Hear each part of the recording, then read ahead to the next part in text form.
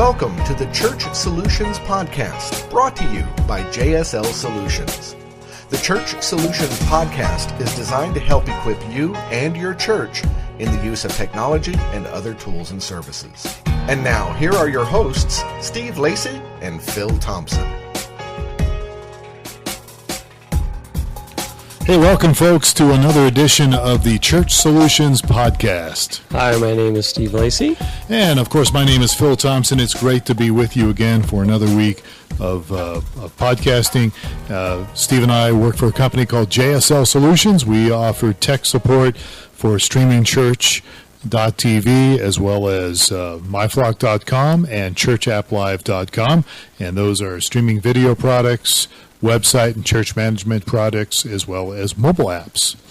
And we also offer free advice to pastors on how to run their lives. Valuable free advice on how to run your life, yes. Well, I'm being facetious here. It's worth what you pay for it, right? Well, I'm being facetious here, but we do have a lot of experience in leadership in our churches, and we do, from time to time, talk about leadership things because we do have some experience in that area.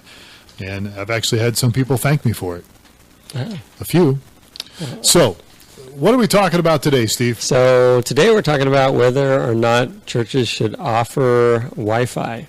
So, Wi-Fi, free Wi-Fi. So, a lot of different churches are kind of up and down on this thing, but we're going to make the point today. We'll give you some pros and cons.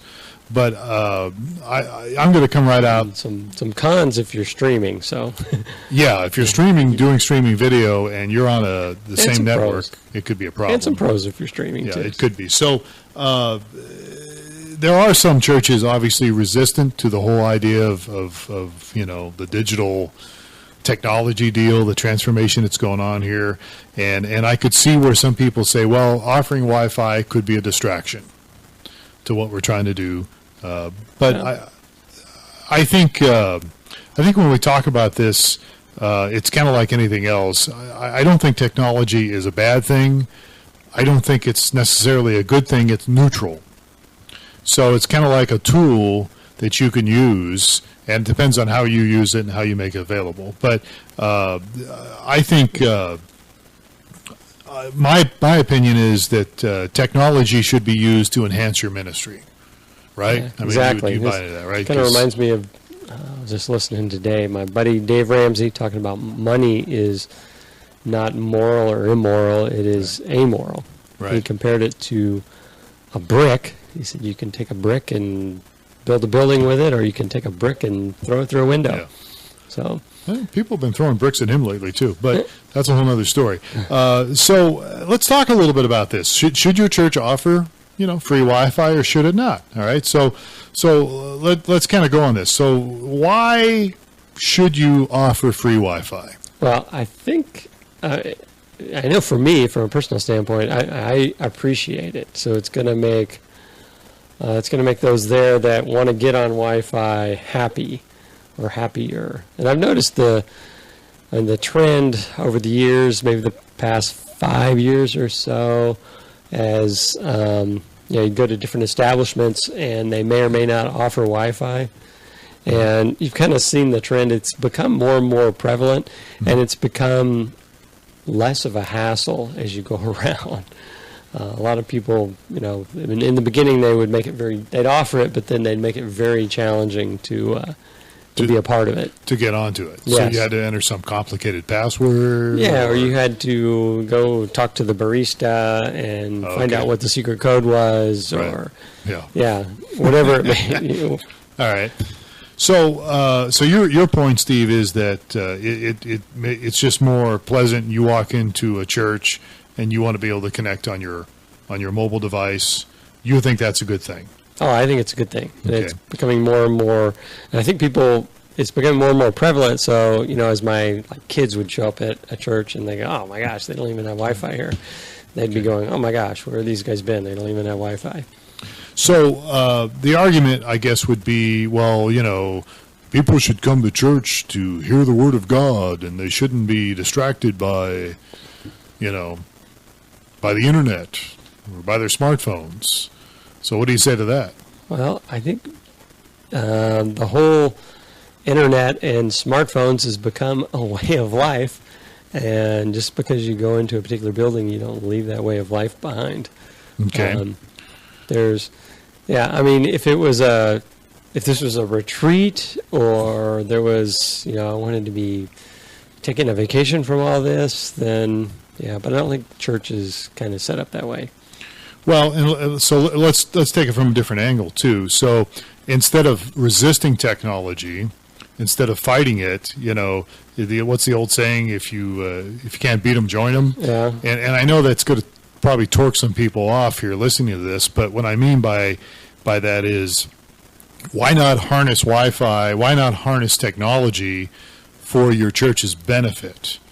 So, as you just said, everybody expects it now, especially the younger generation. They expect to have access to Wi-Fi anywhere. Right. And so that includes church. Especially inside a building, yeah. Inside of a building. So instead of resisting that and resisting it, why not use it to your advantage as a church? Right. I know that, restaurants will put the signs up real proudly, free Wi-Fi. Right. And it's an attraction to get people to, come in and right. have a meal and get on their Wi-Fi. So I don't know if we had in our notes, but we didn't. We were going to talk about whether to lock or unlock your Wi-Fi, or I don't know if it's in the notes here, but we can certainly talk about that. Let's get to that in a moment, though. Okay. I think, though, what it kind of comes down to is, I think it serves people. And I think when you get into this whole thing, it's not just about us, but it's a nice thing for people to have, to serve them. And people, and the truth is, as we're going to get to in a little bit, there are some things you can do with your church to really use Wi-Fi to your advantage. You can actually set up some things and make your church interactive by using mobile apps, by using, a tablet or something where people could actually interact with your church. We sell one of those apps that's geared for interacting while at church. Yeah, what's it called again? I forget. Church App Live, taking polls, answering teaching challenges. Right. So Wi-Fi is going to make all that a little easier. Right. So I think, there are some things to consider that we should get into here a little bit. But I think the bottom line is the Internet, I think we finally have come to the conclusion that the Internet's here to stay. It's not going anywhere. And so if it's not going anywhere, why not try to take advantage of it? But there are some things to consider about before offering free Wi-Fi. All right, so a couple things to think about here. One would be filters. Because I know there's some people out there who think, well, if we make the Internet available to everybody, including our youth, they're going to get on and go places they shouldn't go on. And as a church, we're responsible for this. And you can argue one way or the other about that, but you can get filters, even for your Wi-Fi, that would filter maybe not everything, but some stuff. And you could use that to kind of maybe block some specific sites or some specific words that people are searching for. So I think the idea that, well, if we make Wi-Fi available, people are going to get on it and they're going to use it for the bad terms inside our church, and oh my gosh, we don't want that to happen. First of all, I would argue that I'm not sure as a church I can't keep people from doing things or thinking things or whatever. But have you had experience with filters before? Not in churches, I have not. Oh, no. But at home or? At home I have, yeah. At home I have. My experience, maybe, I don't know if it's typical or not, but I had, at the time when the Internet was coming along, my kids were all really young, and I thought, I'm going to get this filtering software. And I had just a terrible experience. Well, that was 20 years ago. It was a while ago, but it was just, it got to the point where we took a different approach. We couldn't go anywhere, and without it thinking we were going somewhere we shouldn't go. And so what we set up, which I think is healthy for everybody, is you have computers that are in open view of everybody, and so people know what's Right, it's there. So the parents can see what's going on. Right, you can walk in and somebody's not hiding in the corner somewhere. So where we you had can't to see actually the screen. box up the filtering software because it would not. It made getting on the Internet just a pain. Well, again, I can't speak from experience And for it's Wi-Fi. not that we were filters. going crazy places. So. I was going to say, where were you trying to go? But I think today there are some better options out there than there were 10 years ago. Yeah, I'm sure. And so you can certainly do that. I don't know. I mean, if somebody's listening to this podcast and you want more information, I can try to find some more information on. I just know that they're available. Filters are available for Wi-Fi. And if you're really concerned about people using your Wi-Fi at your church to look at pornography or go somewhere else they shouldn't be going, then you can probably get a filter that would probably limit that. I don't know what it would cost, but these are some things to consider that we're talking about here. Okay. The other thing you might consider, and this is probably would fit under your category, Steve, of being annoying, would be sign-up software. And I agree with you. I'm the same way. I if I'm going to use the internet, it'd be nice to just get on it and not have to jump through 6 different hoops. Yeah. But these are things to consider. There are, and because especially with the trust level of internet things, Right. people don't trust internet things.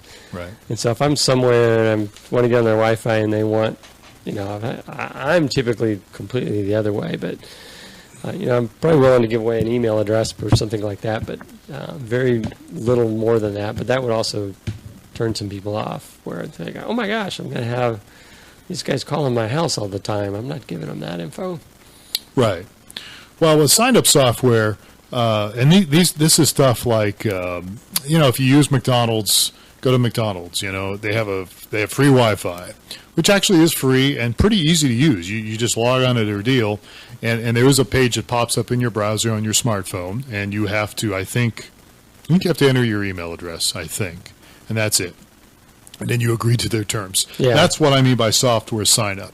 So the advantage to that for McDonald's is that they capture your email, and if they want to send you offers, for a Big Mac, or if they want to sell it to somebody else, I guess they can do that. Yeah. The church wouldn't be in either one of those businesses, though. Well, I wouldn't think the church would be, but the advantage to having sign-up software that's connected to your Wi-Fi would be you would be able to capture people's email addresses, and you could, use it to send the newsletter or, I don't know, promote your church, I guess, if you wanted to do that. Yeah. I guess it's something to consider. Yeah, so it's just something to think about, okay? But or you could do it something where you could do it a little more, from what I understand, and again, I don't have experience with sign-up software, but the stuff I've read about is you could make it something as benign as for them to have to get access to your Wi-Fi, they would have to like your Facebook page. Oh. So that's pretty benign. Yeah. You could you like their the church's sounds like Facebook coercion page. to me. Well, it probably is. It probably is. But these are some things to consider. I'm not saying you have to do this, but there are some things to consider when it comes to offering free Wi-Fi. Filters, sign-up software. So do we want to let's talk about the locked or unlocked topic here? All right. So. And this could be another thing you could do, which would require some administration, but you could make it where you could lock it out during your service times. Yeah, no, I was just talking password protected. Oh, just password open. protection? All right. Yeah. Well, so okay. either open or password protected. All right. So I'm of the opinion that if you're going to offer Wi-Fi, then you ought to just make it free. And open. And open. Right. That's my opinion. I don't see, I guess you could have a password posted somewhere. And I don't know, the bottom line with some of this stuff is people are afraid, well, if it's open, then that means anybody could use it and hack into our system. And I don't know. I guess that's true. I guess if your computers aren't set up right, I don't know. Yeah. You're the computer guy around here, not me. But I guess, they could. So I guess you could maybe make a simple, very, very simple password. Right. And then people could get onto it. Yeah, if someone has malicious intent, they're going to get past that as well. But there's, I think, a couple of reasons people want to protect the bandwidth that is being consumed. And some think, well, if I create an open thing that everybody's going to get on, and we're like, well, why are you offering Wi-Fi? Our church has gone through this process as well. I wasn't part of the decision making, but it was open, and now it's password protected. Oh, now it is? Yes. Okay. So, and which What was the annoys reasoning me. behind it? I don't know. Okay. I assume it was more of a concern over. It doesn't make. I don't know. It didn't make sense that people would use all the bandwidth and they need the bandwidth for something else. But what our church has done, which is the other thing you would need to consider if you're opening, if you have Wi-Fi at your service and you're streaming, you want to make sure that Wi-Fi is not the same network that you're trying to upload your stream with. So if you're doing streaming video, and other people have access to that network, it will call it's what I call this bandwidth atrophy is what I call it. I've never heard anybody say that before, but I figure, hey, I'll make up a word and somebody else can use it. But in other words, if a lot of people are on your network, the bandwidth does begin Go to down, shrink. and then the stream starts to skip and buffer, and they call us and say, "Oh, your server's messing up," and it's really Right. It's your local network. 99% of the time, if there's an issue streaming, it's because you don't have enough bandwidth capacity to get out. Upload. So Yeah. you can offer free Wi-Fi, but I would offer free Wi-Fi on a network that is not associated with your streaming upload. So you need to have two networks. So you'd have to have stream. two ISP feeds to your facility. Right. And that's what we do at our facility is, one, there's no Wi-Fi on it, and that's available to anyone, and then we have another ISP service that we Right. provide the Wi-Fi to. So you want to protect it. There is a point to limiting access to Wi-Fi, and this is probably what those guys were talking about at your church was like Comcast, and I believe Comcast is a provider at your church because I set it up years ago when I was there. But I have Comcast at my home, and my son plays video games. Has an Xbox 360 or whatever it's called, and there was a time a month or so ago where he downloaded a big game, and one of those big, humongous takes all day to download the game to his 360, right? And so Comcast actually sent me a notice that said that I had exceeded my bandwidth, and that the next time around I was going to have to pay an extra $10. Yeah. So You've exceeded your unlimited bandwidth. exactly, that's what it was. And so that there is a point where, depending on the provider you have, they may charge you extra if you use so much bandwidth. And usually it's download, but and in his case, I've never got a notice since then because he just got one game and that was it. And he plays all the time, and I never, I do stuff for business as well as pleasure, and I don't have any issues. But I think in that if he was downloading a game, every week or two or more, I probably would get this $10 charge or something because Yeah. I've exceeded. So, yeah, probably a fair compromise would be to password protect, but make the password freely available to those that are in the building. Right. And easy. So, include it in your bulletin or post it on the wall or whatever. Yeah. So that's an option. But here's the bottom line is that it's, as we said at the very beginning of this deal, people are on the internet. Social media is people, if they have access to social media at your church, which means they're going to have access to the internet, probably, although they don't necessarily have to. They can get it off their data plan on their phone, but it makes it a little bit easier. And if people have access to this, then people are going to use social media, hopefully, to talk about your church in a positive manner. Mm-hmm. Okay, and so you can kind of be ahead of the way. So you can leverage social media to help your church grow, to increase your online presence. And again, it is the 21st century here. You know what I mean? And we are in an age where people are using the internet, and we should take full advantage of it. Yeah, I agree. Let's talk a little bit about interactive media, because this is something you touched on earlier. Okay, so there are mobile apps out there. We have one, churchapplive.com, very interactive. People can use it to check in to the church. Of course, they can use Foursquare. They could use some other. They can check in using Facebook too. But if Wi-Fi is accessible, they can easily use this interactive tool to connect with each other. at the church, connect with leaders, connect with events that you've got going on. It can be a lot of things that can happen. And again, you mentioned earlier, like in our deal, we have a thing called the teaching challenge where people can interact with the message, and the leadership can put out maybe 2 or 3 questions during the message, during the sermon, or whatever afterwards, or even before, and people can respond to that, and it can enhance what you're doing. Right. Or the other piece of that is polls. So you can say, whatever the poll may be, and you can post the poll results real time. Right. Yeah. Kind of like voting like you see on TV, Right. Use this hashtag to vote for dancer number 3, and use this hashtag. Well, so, you can do that. And I'm sure there's people listening right now saying, well, we don't want to be that way. That's like the world. Well, I hate to tell you this, but interactivity is where it's going today. I mean, the world is getting more and more connected, and you can choose to stay out of it, but I really think that if you're going to try to reach a younger generation, that you need to be a part of it as leadership in the church. So it's just something to consider, because, again, the church has historically lagged behind. And I'm speaking from experience here. I've been involved in church work now for almost 40 years. I can't believe it. Mm-hmm. Almost 40 years I've been involved. It's 38 technically, but we've always lagged behind with music. We've lagged behind in a lot of things. And the truth is, if we're trying to reach this generation, if we're trying to reach people that don't go to church,